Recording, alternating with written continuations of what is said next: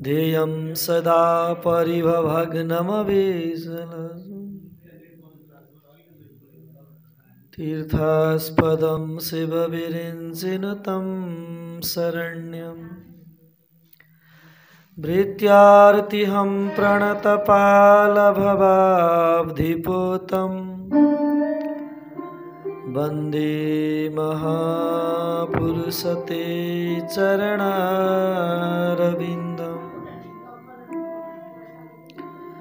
अज्ञानतिमिरान्धस्य ज्ञानाञ्जनशलाकया चक्षुरुन्मीलितं येन तस्मै श्रीगुरवे नमः। श्रीमते सर्वविद्यानां प्रभवाय सुब्रह्मणे आचार्याय मुनीन्द्राय निम्बार्काय नमो नमः। जय जय राधा रमण हरि जय जय नवल किशोर जय गोपी चित्त चोर प्रभु जय जय माखन चोर जय गोपी चित्त चोर प्रभु जय जय माखन चोर। श्री पुराण पुरुषोत्तम भगवान को जय जय हो। श्री लक्ष्मी नारायण भगवान को जय हो। श्री राधा सर्वेश्वर भगवान को जय जय हो। सियावर रामचंद्र भगवान को जय जय हो। तीर्थमयी नेपाल आमा को जय हो। राष्ट्रदेव पशुपति नाथ को जय हो। मुक्ति नारायण भगवान को जय जय हो। देवघट्ट धाम को नारायणी गंगा माता को गंडकी गंगा को त्रिशूली गंगा को समस्त स्थानीय देव देवी को जय जय श्री राधे।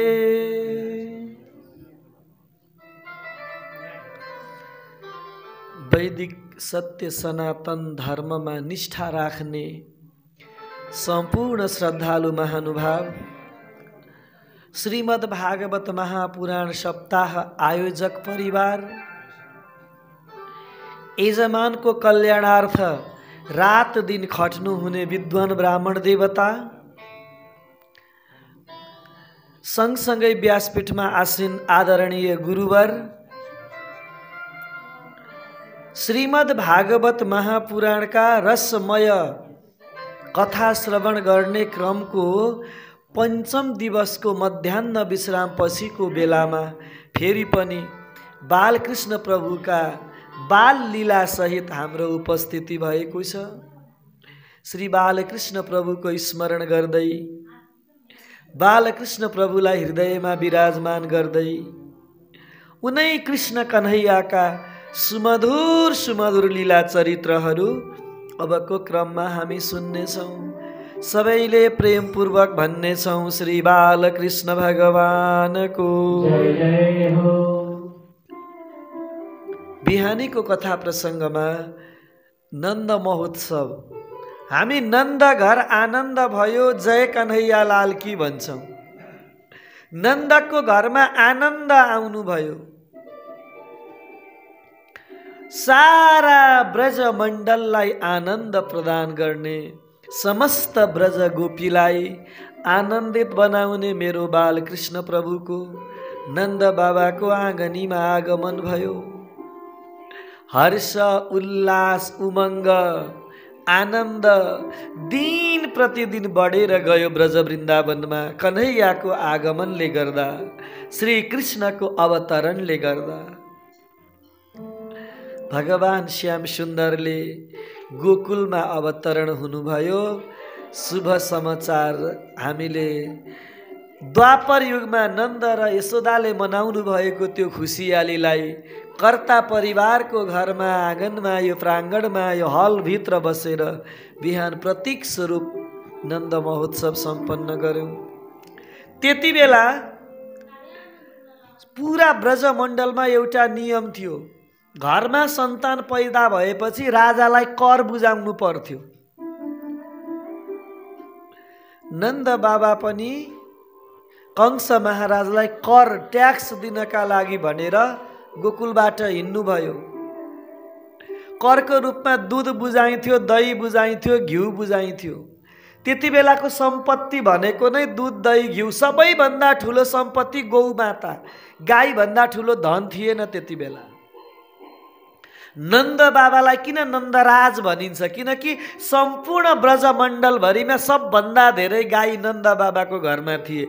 9 लाख गाईको संरक्षण गर्नुहुन्थ्यो नन्द बाबाले।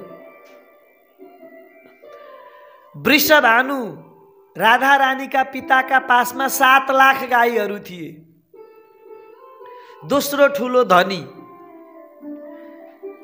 जोसँग जति धेरै गाई छन् त्यो त्यति धेरै धनी। त्यति बेला गौमाता नै सबैभन्दा ठुलो सम्पत्ति हुनुहुन्थ्यो। द्वापर युगमा गाई र ब्राह्मणको सबैभन्दा धेरै मान सम्मान थियो।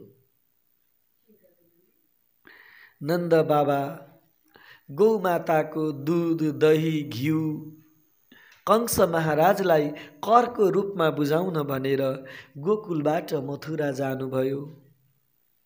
त्यति बेला वसुदेवसँग नन्द बाबाको भेट भएको चर्चा सुकदेव स्वामीले गर्नुभएको छ। एक आपसमा कुराकानी गर्न लाग्नुभयो। कंसको नियत ठीक छैन, यसले कुन बेला कसरी सताउँछ, दुःख दिन्छ केही थाहा छैन। त्यसैले वसुदेवजी, हामी धेरै बेरसँगै बसेर कुराकानी पनि नगरौँ, कंसले शङ्का गर्न सक्छ। वसुदेवको छोरो नै लगेर नन्दले गोकुलमा आफ्नो छोरो बनाएर पालेको भन्ने यो रहस्य कंसले थाहा पायो भने जे पनि गर्न सक्छ। त्यसैले हजुर यहाँबाट गइहाल्नु। वसुदेवजीले बिदा दिनुभयो। नन्द बाबा पनि फर्केर आउनुभयो। बाटोमा आउँदै गर्दा त पत पत पत धुवाँ मात्रै उडेको देख्नुभयो नन्द बाबाले। तर मिठो सुगन्ध, एकदमै मिठो सुगन्ध आइराखेको छ त्यो धुवाँबाट। के भयो भनेर छक्क पर्नुभयो नन्द बाबा। अनि ब्रजमा गएर सोध्नु भएको त यता नन्दजी जब मथुरामा आउनुभयो त्यति बेलै कंसले पठाए कि पुतना नाम गरे कि राक्षसी अत्यन्तै डरलाग्दो जहर विष आफ्नो स्तनमा टाँसेर ब्रज वृन्दावनमा गोकुलमा भर्खरै जन्मिएका सबै नवजात शिशुलाई मार्न भनेर हिँडेकी रहेछ। बालकृष्ण प्रभुले विचार गर्नुभयो, मेरा कारणले गर्दा निर्दोष कसैका पनि शिशु मारिनु हुँदैन। यस्तो प्रेरणा दिनुभयो नि मेरो गोविन्दले, मेरो बालकृष्ण प्रभुले। त्यो पुतनालाई सबभन्दा पहिले चाहिँ नन्द बाबाको घरमा जाउँ जाउँ लागेछ क्या। त नन्द यशोदाको घरमा गएर त्यसको छोरो मार्छु अनि सुरुवात गर्छु अरूलाई पनि मार्न भन्ने त्यस्तो विचार उसको मनमा आयो। त्यो पनि बालकृष्ण प्रभुकै प्रेरणाले हो नि त। सरासर गई मेरो कन्हैयालाई पालनामा सुताएर यशोदा आमा त घरको काममा लाग्नु भएको थियो। यशोदा आमाले बालकृष्ण प्रभुलाई झुलाउन, शयन गराउन सुनको पालना बनाउनु भएको छ। यशोदा जायो ललना नेक होले झोटा दिजो। ब्रजवासीहरू कति प्रेमसँग गाउँछन्। यो कथा भन्दै गर्दा म पनि वृन्दावनमा छु, ब्रजमा छु जस्तो अनुभव हुन्छ। बालकृष्ण भगवानको यशोदा जायो ललना नेक होले झोटा दिजो। यशोदा मैयाले कन्हैयालाई सुनको पालनामा शयन गराउनु भएको छ। अनि भन्दै हुनुहुन्छ, धेरै झड्का दिएर जोडसँग नतान, कन्हैयाको निद्रा खलबलिन सक्छ, कन्हैया निद्राबाट बिउजिन सक्छ। प्रेमपूर्वक आमा यशोदा बालकृष्ण प्रभुलाई झुलामा झुलाइरहनु भएको थियो।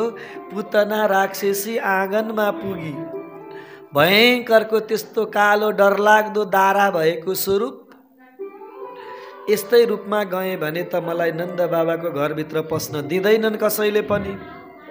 हेर्दा हेर्दै राम्री चिटिक्क परेकी सुन्दरी स्त्रीको रूप धारण गरी त्यो पुतना राक्षसीले। अनि अरे यशोदा मैया भन्दै भित्र जान लागि। यशोदा आमाले भन्नुभयो, सखी आजसम्म त मैले तिमीलाई देखेकै थिइनँ, कुन गाउँबाट आयौ? पुतना कपटीले भन्न लागि, यशोदा धुमधामले तिमीले बालकृष्णको उत्सव मनाइछौ। नन्द महोत्सव यति ठुलो सभ्य र भव्य तरिकाले भएछ। हेर न, म मोरीले त थाहै पाइनँ नि, घरको काममा यति व्यस्त भएँ कि त्यो दिन आउनै पाइनँ, नन्द उत्सवमा सहभागी हुन पाइनँ। तिम्रो लाला साह्रै राम्रो छ, साह्रै असल छ, साह्रै दिव्य छ भन्ने सुनेर तिम्रो कन्हैयाको दर्शन गर्न आए कि म त। खोइ कन्हैया देखाऊ मलाई भन्न लागिन्। यशोदा आमाले विचार गर्नुभयो, बिचरी कुनै ब्रजवासिनी होली, हिजो नन्द उत्सवमा आउन पाइन, त्यसैले आज कन्हैयाको दर्शन गर्न आए कि होली। सिधा सादा व्यक्तिले त सिधा नै सोच्ने गर्छ नि। अनि भन्नुभयो, सखी ठिकै छ त, कन्हैया मेरो मात्रै होइन, तिमी सबै ब्रजवासीहरूको प्यारो हो, सबैको साझा हो। ऊ त्यहाँ पालनामा सुतिरहेको छ, जाऊ हेर, दर्शन गर। यशोदाले आज्ञा दिनुभयो, आफू घरको काममा लाग्नुभयो। त्यो राक्षसी पुतनाले बालकृष्ण प्रभुलाई उठाई काखमा राखी स्तनपान गराउन लागि, दुध चुसाउन लागि। भगवानले आफ्ना दुवै नेत्र बन्द गर्नुभयो, आनन्दले पुतनाको स्तनपान गर्न लाग्नुभयो। धेरै बेरसम्म दुध पिउनुभयो। अब त मरिसक्यो होला यो बालक भनेर पुतनाले हेरे कि आहा, कति मजाले भगवान त स्तनपान गरिरहनु भएको थियो। चुसेको चुसै गर्नुभयो। सा मुन्छ मुन्छ आलम इति प्रभासिणी, हट हट छोड छोड, भयो भयो, पुग्यो पुग्यो भन्न लागि। कन्हैयाले आँखा चिम्ली चिम्ली भन्नुभयो, जबसम्म तेरो प्राण पिउँदिन तबसम्म तेरो स्तनपान पनि म अब छोड्ने छैन। दुध पिउने बहानाले मेरो बालकृष्ण प्रभुले पुतनाको प्राण पनि पिइदिनु भयो। बालकृष्ण भगवानको, पुतना उद्धारक भगवानको। जब तो छटपटिएर भैमा पछाडि नि भयङ्कर डरलाग्दो उसको स्वरूप त्यहाँ प्रकट भयो। भगवान त उसको छातीमा खेलिरहनु भएको थियो। ब्रजका गोपीहरूले देखे, यशोदालाई गएर हात्तिएर सुनाए। आमा यशोदाले बालकृष्ण प्रभुलाई पुतनाको छातीबाट उठाएर लिएर आउनुभयो। ओहो, मेरो कन्हैया त्यस्तै भयङ्करी राक्षसीको छातीमा खेलेको थियो। मेरो बाबुको सातो गयो होला, लौननी अब के गर्ने भन्दै बालकृष्ण प्रभुलाई काखी च्यापेर आमा यशोदा गौशालामा जानुभयो। गौमाताको गोबरको टिको लगाइदिनु भयो कृष्णलाई। अनि लो परमेश्वर रक्षा गर, सातो आइज सातो आइज भन्दै गाईको पुच्छर घुमाउन लाग्नुभयो बालकृष्णको शिरमाथि। जुन कन्हैयासँग काल पनि डराउँछ, जुन कृष्णसँग मृत्यु पनि थरथरी काँप्छ, त्यस्ता कृष्ण आज बाल लीला देखाउँदैछन्। अनि त्यस्ता कृष्णलाई यशोदा आमा मेरो बाबुको सातो गयो भनेर गोबरको टिको लाएर गाईको पुच्छरले फुक्दै हुनुहुन्छ। केही श्लोकहरू भन्नुभएको छ यशोदा आमाले, साना साना बाबु नानीको पनि सातो गयो भने कहिलेकाहीँ भागवतमा बताएका यशोदा आमाले कन्हैयालाई फुक्ता भन्नुभएका ती श्लोकहरूले फुकिदियो भने केटाकेटीलाई सञ्च हुन्छ। सातो बोलाउने श्लोकहरू छन् त्यहाँनिर। साह्रै प्रेम थियो बालकृष्ण प्रभुमा, वात्सल्य प्रेम यशोदा आमाको।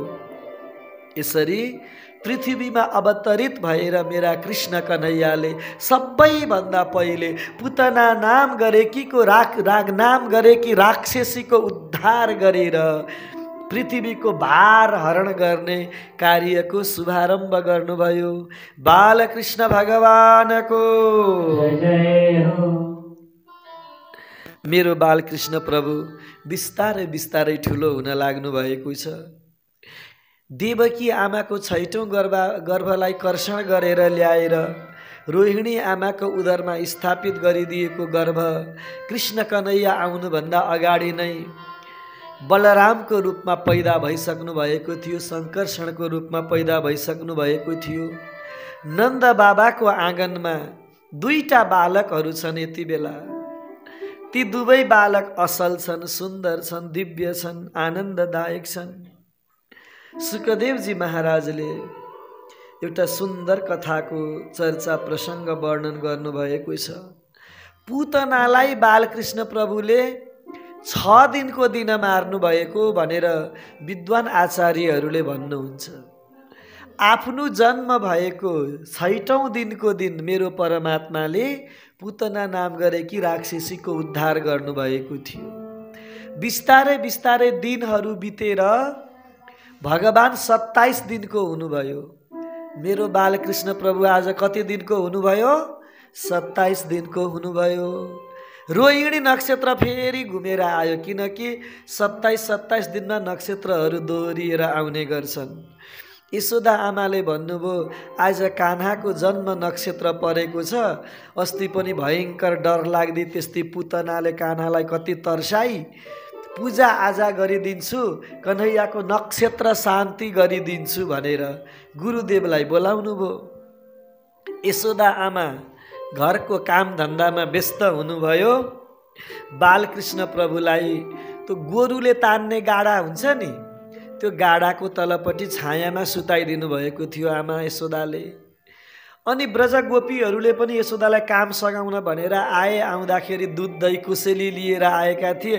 त्यो गाडामाथि त्यही दुध दहीका हन्डीहरू, माटाका भाँडाहरू राखिएको थियो। ठीक त्यति बेलै कंसले पठाएको एउटा अर्को असुर मथुराबाट गोकुलमा गयो, सकटासुर। बालकृष्ण प्रभुलाई मार्ने योजना बनाउन लाग्यो। त्यसले गाडीमै गएर ऊ पनि लुकेर कृष्णजीको छेउमा बसेको थियो। मेरो कन्हैयाले थाहा पाउनुभयो। कन्हैया साना साना पाउ उफार्न थाल्नुभयो। साना साना बाबु नानीले गोडा उफारे जस्तै गर्नुभयो। गाडालाई माथि उफारिदिनु भयो। माथि पुगेर तल फर्केर झ्याम्म त्यो गाडाले किस्ता सकटासुर पनि गोविन्दाय नमो नमः, बालकृष्ण भगवानको जय जय हो। सकटासुरको पनि परमात्माले उद्धार गरिदिनु भयो। बालकृष्ण प्रभुको हातबाट उसले पनि मोक्ष पदलाई प्राप्त गर्यो। भगवानका लागि अब त एउटा पछि अर्को गर्दै कंसले दुष्ट दैत्यहरू पठाउन लाग्यो। किनभने पुतनालाई मार्ने, सकटासुरलाई मार्ने, नन्दको आँगनमा खेल्ने त्यही कृष्ण नै मेरो काल हो भन्ने उसले बुझिसकेको थियो। अर्को तृणावर्त भन्ने असुरलाई पठायो। कहिलेकाहीँ भुमरी परेर हावा चल्छ नि, पात पतिङ्गर सबै उडाएर त यस्तो घुम्दै घुम्दै देख्नु भएको छ हजुरहरूले। तृणको आवर्त, धुलोहरू जम्मैलाई त पृथ्वीमा भएका टुक्रा टाक्री सबैलाई घुमाउँदै घुमाउँदै चलेको बबन्डर हुन्डरी हावा बनेर आयो।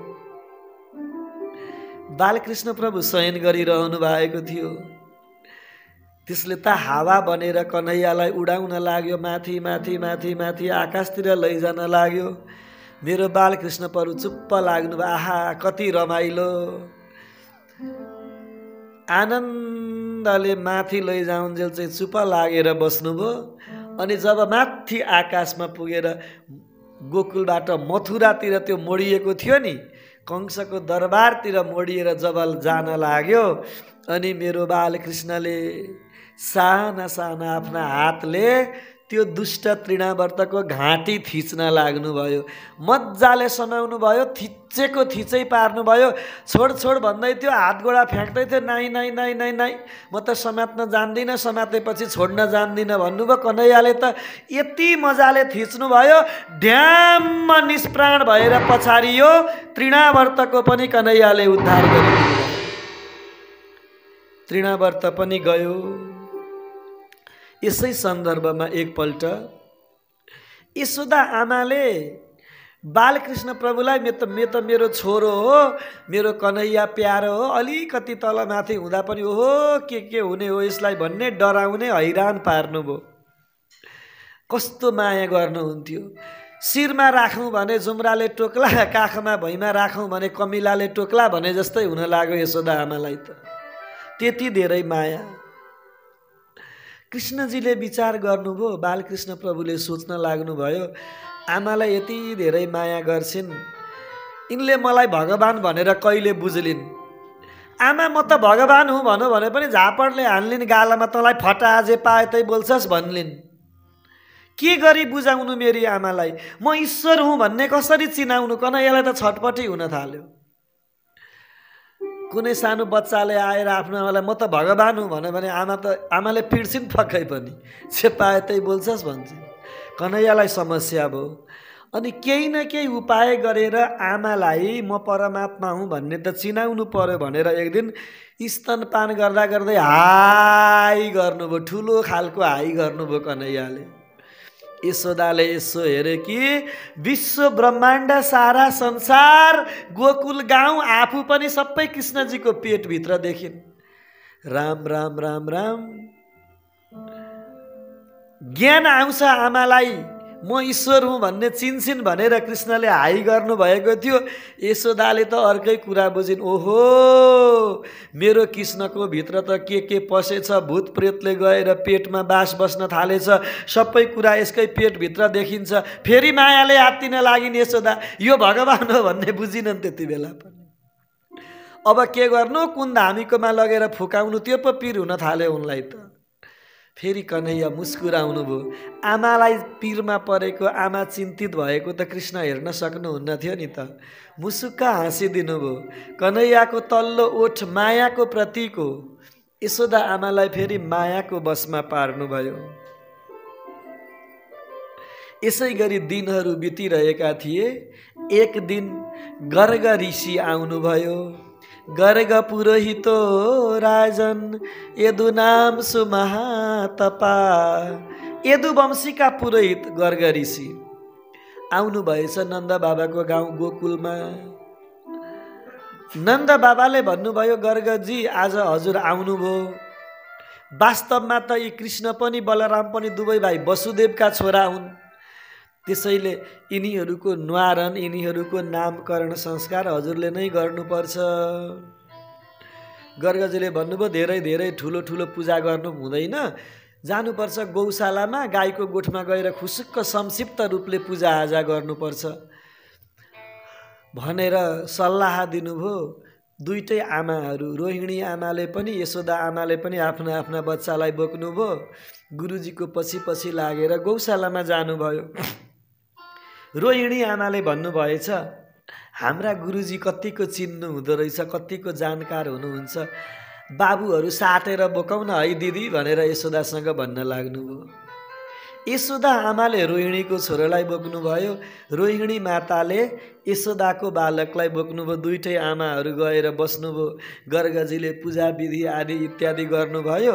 अग्निस्थापना सहित नामकरण संस्कारको लागि तयारी गर्नुभयो। अनि नाम राख्ने बेलामा अयम हि रोहिणी पुत्रो रमयन सुहृदो गुणै। यशोदा आमाको काखमा बसेको बच्चालाई देखाएर अयम हि रोहिणी पुत्रो भनिदिनु भयो। लाज भयो आमालाई, ला गुरुजीले त चिन्नु भयो। यशोदाको काखमा बसेको बालक रोहिणीको छोरो हो। रमयन सुहृदो गुणै, यिनका अनेकौं सद्गुणहरू छन्, शुभ गुणहरू छन्, सबैलाई यिनले प्रसन्न गराउनेछन्। पहिले देवकीको कोखमा थिए, पछि तानेर रोहिणीको कोखमा ल्याइएको हो। कर्षण गरेर आएका कारण, खिचिएर ल्याइएको हुनाले यिनको नाम सङ्कर्षण हुनेछ। बलमा पराक्रममा कसैले पनि जित्न सक्दैन, अर्को नाम बलराम हुनेछ। नाम राखिदिनु भयो। अनि रोहिणी माताको काखमा भएको बालकलाई देखाउँदै भन्नुभयो, यशोदा यो तिम्रो लालाको त मैले के नाम राख्नु, जति जति यसले कर्म गर्दै जानेछ त्यति त्यति यसका नाम थपिँदै जानेछन्। नाम यसका असंख्य असङ्ख्य हुनेछन्, तर सबैभन्दा प्यारो अनि प्रसिद्ध नाम चाहिँ कृष्ण हुनेछ। चराचर जगतलाई जसले आफूतिर खिच्न सक्छ, कर्षण गर्न सक्छ, त्यसको नाम कृष्ण। नामकरण संस्कार सम्पन्न भयो। नन्द बाबाले यशोदाले गुरुदेवलाई सबै दक्षिणा आदिबाट प्रसन्न गराउनु भयो। अनि यशोदा आमाले हात जोडेर भन्नुभयो, गुरुदेव धेरै बेर भयो नामकरण गर्ने संस्कार गर्दा गर्दै लगभग 3 बजिसकेको थियो। अब हजुरले भोजन गरिबक्सेला, त्यसपछि घर प्रस्थान गरिबक्सेला। गर्गजीले भन्नुभयो, हेर म त स्वयं पाकी हुँ, अरूले छोएको खाँदिनँ। गुरुजीहरूको धेरैको नियम हुन्छ त्यस्तो। अहिले पनि त्यस्ता विद्वान गुरुजीहरू सदाचारीहरू भेटिनुहुन्छ जो स्वयं पाकी, आफूले बनाएको भन्दा ग्रहण नगर्ने। गर्गजी पनि स्वयं पाकी हुनुहुन्थ्यो। अर्को कुरा, उहाँ ब्राह्मण हुनुभयो। अब जातकै कुरा गर्ने हो भने वैश्य कुलमा बालकृष्ण प्रभुको आगमन भएको थियो। त्यसैले गर्दा गर्गजीले भन्नुभयो, म त आफै बनाएर खान्छु। यशोदा आमाले भन्नुभयो, गाई गौ माताको दुध त मैले दुहेर ल्याएको चल्छ होला नि गुरुलाई, काँचो दुध। गर्गजीले भन्नुभयो, त्यो त चल्छ। अनि गौ माताको दुध ल्याएर राखिदिनु भयो। यशोदा आमाले चुलामा दाउराहरू ठिक्क बनाइदिनु भयो। अलिकति राम्रा खाले चामल पनि ल्याएर छेउमा राखिदिनु भयो। गर्गजीले दुध राखिदिनु भयो चुलोमाथि, चामल धोएर राखिदिनु भयो। एकछिन पाकेर मिठो राम्रो खिर तयार भयो। पाकिसकेको खिरलाई एउटा थालमा सेलाउनु भयो, एउटा तुलसी पत्र राखिदिनु भयो। दुवै आँखा बन्द गरेर, तोदियम वस्तु गोविन्द तुभ्यमेव समर्पये गृहाण सम्मुखो भूत्वा प्रसिद्ध परमेश्वर। भगवानलाई अर्पण गर्न लाग्नुभयो। ऋषि मुनि सन्त महात्मा भक्त कहिल्यै पनि भगवानलाई अर्पण नगरी तुलसी नछोडी केही पनि खानुहुन्न। गर्गजीले पनि आँखा बन्द गर्नुभयो, तुलसी छोडिदिनु भयो। आँखा खोलेर हेर्दा त अघि भर्खर न्वारन गरेको कृष्णकाले आएर 2 हातले कप्पा कप खिर खाइराखेको रहेछ। ए यशोदा, सत्यनाश भयो, बर्बाद भयो, तिम्रो छोराले जुठो हालिदियो। मैले मरी धोती फेरेर बनाएको खिर सबै भद्रगोल बनाइदियो। गर्गजी रिसाउनु भयो। बिहानदेखिका भोका बाहुन बिचरा बल्ल बल्ल आफैले पकाएर खान लाग्यो। बेलुकाखेरि त्यही पनि आएर छोइदियो कन्हैयाले। ब्राह्मणहरू हतपति रिसाउनु हुन्न, तर भोक लागेको बेलामा कसैले जिस्काइदियो भने चाहिँ एकदम बाघ जस्तो बन्नुहुन्छ अरे क्या। होइन भने त्यहाँ बिचमा बस्ने गुरुलाई सोध्नु। पुराण पुरुषोत्तम भगवानको गर्गजीलाई एकदमै रिस उठ्यो। बल्ल बल्ल बल्ल बल्ल दुःख गरेर तयार गरेर परमात्मालाई अर्पण गरेको थिएँ, आएर छोइदियो तिम्रो कन्हैयाले, म खान्न भोकै जान्छु भनेर गुरुजी त रिसाएर हिँड्न लाग्नुभयो। बिचारी यशोदा आमाले आएर हात जोड्नुभयो, गुरु दिनभरि मेरो घरमा काम गर्ने अनि हजुरलाई भोकै पठाउने मलाई कति पाप लाग्छ। घरमा पूजापाठ गर्न आउनुभएका ब्राह्मणलाई भोको नपठाउनु भनेको त्यही भएर। भन्नुभयो, दुधको कमी छैन गुरु हाम्रो घरमा, होइन फेरि पकाउनु। अब चाहिँ कन्हैयालाई म काखैमा लिएर बस्छु, यसलाई कहीँ पनि जान दिन्न। त्यो चुलो पुछपाछ गरिदिनु भयो। यशोदा आमाले भाँडो पनि सफा गरेर दिनुभयो। दुधको त के कमी ब्रजमण्डलमा। फेरि गर्गजीले खिरको मेसो मिलाउनु भयो। पाकेपछि त्यही आइदेऊ प्रभु खाइदेऊ प्रभु त भन्नै पर्यो। भक्तको त्यो नियम नै हुन्छ। पखालेर पिउने देखाएर खाने भन्ने सिद्धान्त हुन्छ क्या भक्तको। पखालेर पिउने भनेको शालिग्राम जल पखालेर त्यसको जल पिउने, देखाएर खाने भनेको जे खाइन्छ त्यो पहिले भगवानलाई देखाउने अनि खाने। भक्तको सिद्धान्त हो पखालेर पिउने देखाएर खाने। यो पल्ट पनि खिर तयार भएपछि गर्गजीले तुलसी पत्र छोडेर अघि जस्तै नाभ्या आसित भन्न लाग्नु भयो। आँखा खोल्दा त फेरि पनि कन्हैयाले आएर खिर खाँदै थियो। हैरान हुनुभयो। 2 पल्ट भइसक्यो जुठो हालेको। अब त एकदमै रिसाएर गुरुजी हिँड्न लाग्नुभयो। यशोदा आमा रुनुहुन्छ, कन्हैया आजै त यति बदमास भइस्, गुरुजीलाई भोकै पठाउने भइस् तैँले, पाप लाग्छ तँलाई। यशोदाले रुँदै रुँदै कन्हैयालाई गाली गर्न लाग्नुभयो। त्यति बेलै मेरो बालकृष्ण प्रभुले यशोदा आमालाई पनि गर्गजीलाई पनि एउटै प्रेरणा दिनुभयो क्या। आमा, मेरो गल्ती केही पनि छैन, यी बाहुन बाजे बदमास हुन्। खिर पकाइसकेपछि अगाडि राखेर आऊ प्रभु खाऊ प्रभु भन्छन्, गएर खाँदा गाली गर्छन्, मैले के गर्ने। गर्ग ऋषिलाई पनि प्रेरणा दिनुभयो भगवानले। गुरुजी, अघि भर्खरै मेरो नाउँ राख्ने बेलामा यी सारा संसारका प्रसिद्ध हुन्छन्, साक्षात् नारायणका रूप हुन् भनेर भन्ने, अनि अहिले आफैले मलाई बिर्सिने, चिन्नु भएन मलाई। तपाईँले बोलाएको परमात्मा प्रभु खिर खान बोलाएको मान्छे मै हुँ त भनिदिनु भयो। यता पनि गर्ग गुरुले पनि कुरो बुझ्नुभयो, यशोदा आमाले पनि कुरो बुझ्नुभयो। ओहो, गर्गजीलाई त पशु त भयो नि। यशोदा, तिम्रो छोराले जुठो हालेको अघिको खिर कता छ भनेर माग्नुभयो। यशोदाले ल्याएर दिनुभयो, कपाकप खाएर बाजेले आफ्नो बाटो लिनुभयो। भगवानको नामकरण संस्कार सम्पन्न भयो। कृष्ण बलराम दुवै भाइ दिन प्रतिदिन नन्द बाबाको आँगनीमा ठुलो ठुलो हुँदै जानुभयो। तर कन्हैया जति ठुलो हुँदै जानुभयो नि, त्यति नै चञ्चले स्वभाव हुँदै गयो बालकृष्ण प्रभुको। धेरै चञ्चले बन्न लाग्नुभयो मेरो परमात्मा, अति नै चञ्चले। आकाशबाट पंक्षीहरू उड्ने गर्थे, त चिलहरू गिद्धहरू अरू पनि परेवा पंक्षी उडेका छन् भने त्यसको छाया जमिनमा पर्छ नि, त्यो छाया सँगसँगै दौड लगाउनुहुन्थ्यो, कहाँ परसम्म पुग्नुहुन्थ्यो। नन्द बाबाको आँगनको अगाडि ठुलो बाटो थियो, मान्छे हिँड्ने। कोही नयाँ मान्छे त्यो बाटो हिँड्यो भने त्यो मान्छेको पछि पछि लागेर जानुहुन्थ्यो, उसले पछाडि फर्केर को नभनेसम्म पछ्याएको पछ्याइ गर्ने। बडा विचित्रको स्वभाव भयो मेरो बालकृष्ण प्रभुको।